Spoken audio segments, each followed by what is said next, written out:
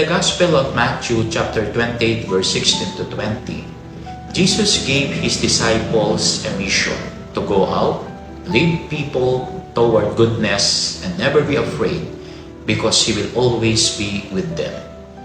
Just like the disciples, the men and women in uniform also carry a mission every day to serve, protect, and stand for peace and justice.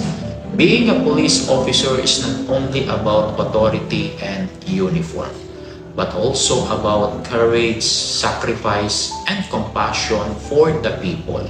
Sa kabila ng panganib at hirap ng tungkulin, patuloy silang tumatayo para sa kapakanan ng bayan.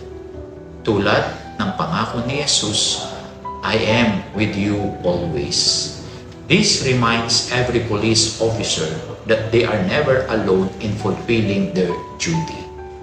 May this gospel inspire our police officers to continue serving with integrity, humility, and faith in God, because true service begins with a heart willing to protect others with love and honor.